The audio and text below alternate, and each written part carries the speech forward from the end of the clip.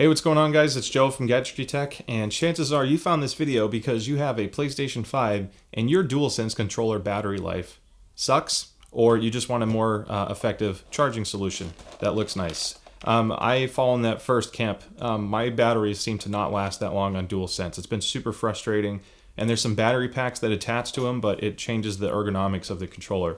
So to me, I like the convenience of a charging station. This one's from PowerA. It's the twin charging station. Retails for $25, can be slightly less online. I'll put a link below in the description through the Amazon affiliate link. No special kickbacks or direct partnership with PowerA or anything. It's just a normal Amazon link that helps support the channel so I can buy more products for review. Now, admittedly, this was sent to me for review. It won't change the way I cover this or what I say about it. You'll know after watching it. I'm very unbiased, and thank you to PowerA for supporting that. So I have the biggest competitor with me. We're going to talk about how that stacks up, and I'll show you them both side by side. So what you get with PowerA is official licensing. So you notice this actually says PlayStation right on it. And on the product itself, it has the PlayStation logo. That's because they actually paid to have this officially licensed by Sony. When you do that, it increased the cost slightly, and Sony requires a certain level of quality standards with the product. So if you're comparing this to competitors out there, this is a little bit more expensive than most, not all, but partly due to the licensing and the quality requirements. So yes, you can find less expensive ones out there. They won't have any branding on it. They might look different, and they may or may not be built as well. I don't want to assume that they're not made as well. This is actually pretty hefty now that I'm holding it. So that's cool. But I want to talk about how this stacks up to the competition and what I like and do not like. So it's a fairly simple looking charging station. The second controller goes on backwards. It's kind of like you're doing a mirror. But what I really like about this design is when I place it on, it lines up much easier than my competitor's product. So instead of beating around the bush, I'll bring this up here just in case. So this is the Nexigo station. When I got this was $30, and now it's closer to like 21 or something. But it's out of stock, and the new color variants are 28. So this can be more or less, but this one was really popular because it looks similar to the Sony, and it has the orange light when it charges. The only thing I really didn't like about this, there's actually two weird quirks with it.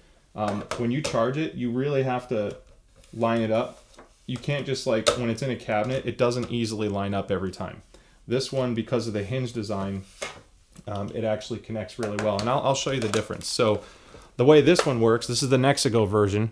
Let's see if, oh good, that got into focus well. So the pins are always exposed, and that little bar that sticks out is basically going into the headphone jack of your controller, and that's what lines it up.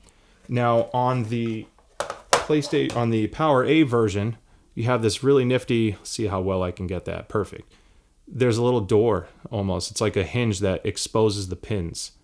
And by doing this, for some reason, this design seems more forgiving for docking the controller. And I know that sounds kind of lame, like, yeah, you'll get it eventually, but it's the little quality of life things like that when you use it every day, as often as you likely would if you're playing a lot.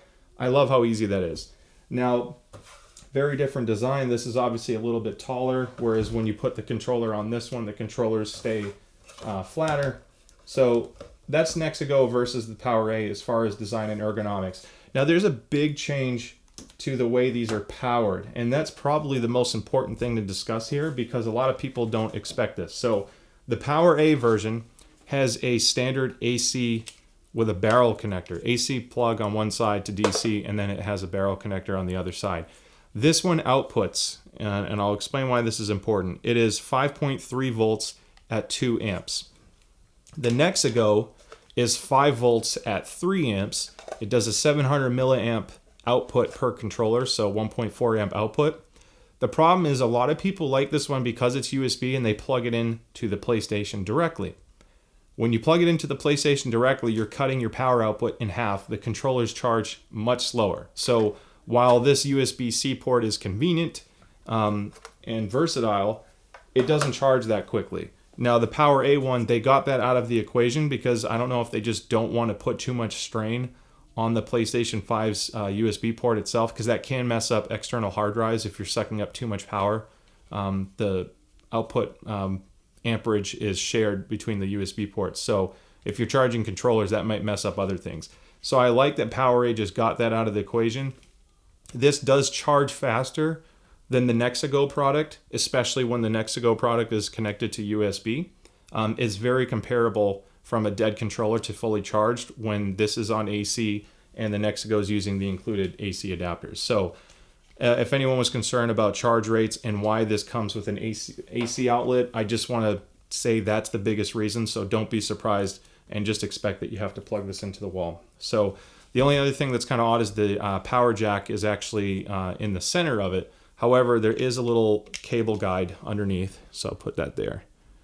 This is really high quality footage, guys. A lot of special effects. So I'll tuck that in. And once you've done that, when you lay it flat on the desk, it doesn't wobble and the wire is tucked away. So I guess the reason why they did this and what's kind of cool is if ergonomically it's easier for you or for your design to put it this way, that design lets you rotate it. So depending on where you're putting it on your desk, it's kind of cool that you have the option to do both. Whereas with the Nexigo, the cable's on the back, and if you turn it sideways, you're going to see a cable sticking out. So a little different design choices.